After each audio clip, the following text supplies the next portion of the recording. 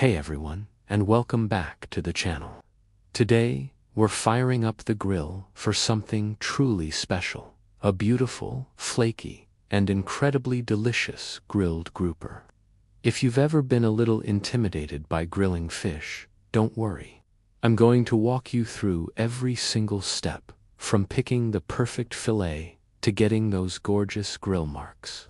By the end of this video, you'll be a grouper grilling pro, ready to impress your friends and family at your next cookout. So, let's get started. First things first, let's talk about the star of our show, the grouper. When you're at the fish market or grocery store, look for fillets that are about 1 to 1.5 inches thick. This thickness is key because it helps the fish cook evenly without drying out on the grill.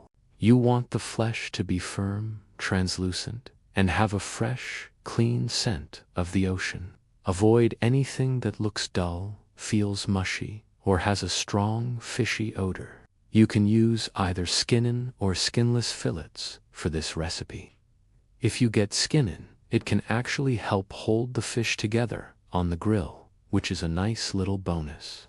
Once you get your beautiful fillets home, give them a quick rinse under cold water and pat them completely dry with paper towels. This is a crucial step. A dry surface is essential for getting a good sear and preventing the fish from sticking to the grill grates. Now, let's move on to the marinade. Grouper has a wonderful, mild, and slightly sweet flavor that we want to enhance, not overpower. So, we're going with a simple but incredibly flavorful lemon herb marinade. In a small bowl, we're going to combine about 1/4 cup of olive oil, the juice of 1 large lemon, and the zest of that same lemon. The zest is where all those fragrant citrus oils are, so don't skip it. To this, we'll add 2 or 3 minced garlic cloves, a tablespoon of fresh chopped parsley, and a teaspoon of fresh chopped thyme. If you don't have fresh herbs, you can use dried. Just use about 1/3 of the amount. Finally, we'll season it with a good pinch of salt and some freshly ground black pepper. Whisk everything together until it's well combined. Take your dry grouper fillets and place them in a shallow dish or a resealable plastic bag. Pour that beautiful marinade all over the fish, making sure to coat every side. Let it marinate for about 15 to 30 minutes. Here's a pro tip. With fish, especially with a citrus-based marinade, you don't want to marinate it for too long. The acid in the lemon juice will start to cook the fish, a process called ceviche, and it can change the texture, making it mushy. So, 15 to 30 minutes is the sweet spot. It's just enough time for the flavors to penetrate without compromising the delicate texture of the grouper. While our fish is marinating, it's time to prep the grill. Whether you're using a gas or charcoal grill, you want to preheat it to a medium-high heat, around 400 to 450 degrees Fahrenheit. Getting the grill to the right temperature is vital for success. If it's too hot, the outside will burn before the inside is cooked. If it's not hot enough, the fish will stick and you won't get those beautiful grill marks whereafter. Once your grill is preheated, the next most important step is cleaning and oiling the grates. I can't stress this enough. This is the secret to preventing your fish from sticking. Use a sturdy grill brush to scrape off any leftover gunk from your last grilling session. Get them really clean. Then, take a paper towel, fold it up, grab it with a pair of long tongs, dip it in a neutral oil with a high smoke point like canola or vegetable oil and rub it all over the grates. You should see a nice sheen on the metal. This creates a non-stick surface that will make flipping your fish a breeze. All right, our grill is hot, clean, and oiled, and our grouper is done marinating. It's go time. Carefully remove the fillets from the marinade and let any excess drip off. You don't want too much oil causing flare-ups. Now, place the grouper fillets directly on the hot grates. If you have skin-in fillets, place them skin side down first. And here's the key. Once you place the fish on the grill, don't touch it.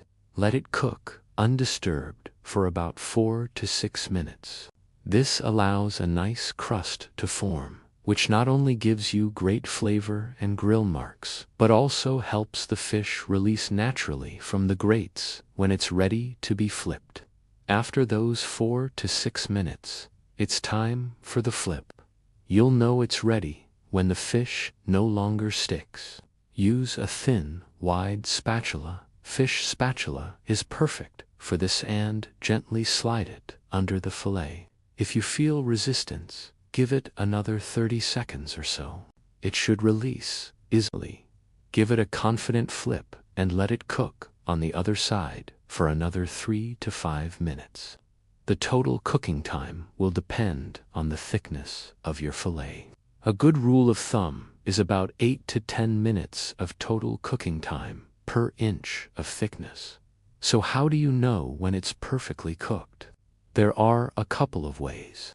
The best way is to use an instant-read thermometer. You want the internal temperature in the thickest part of the fillet to reach 145 degrees Fahrenheit. If you don't have a thermometer, you can use the fork test. Gently insert a fork into the thickest part of the fish and give it a little twist. If the fish is cooked through, it will be opaque all the way to the center and will flake easily. Be careful not to overcook it, because that's when fish becomes dry and tough. We're aiming for moist, tender, and flaky perfection. Once your grouper is cooked, carefully remove it from the grill and place it on a clean platter. And here's a final touch that takes it over the top. Let it rest for a couple of minutes before serving. This allows the juices to redistribute throughout the fillet, ensuring every bite is moist and flavorful. You can give it a final squeeze of fresh lemon juice or a sprinkle of fresh parsley right before you bring it to the table. And there you have it. Perfectly grilled grouper that's bursting with fresh, vibrant flavor. It's light, it's healthy, and it's so much easier than you probably thought. Imagine serving this alongside some grilled asparagus, a fresh salad, or some fluffy rice. It's the perfect meal for a warm evening. I promise you, once you try this method, you'll be grilling fish all summer long. It's a game changer. Thanks so much for hanging out and grilling with me today. I hope you give this recipe a try. If you do, let me know how it turned out in the comments below. And if you enjoyed this video and want to see more simple, delicious recipes, make sure to hit that like button and subscribe to the channel so you don't miss a thing. Happy grilling, and I'll see you in the next video.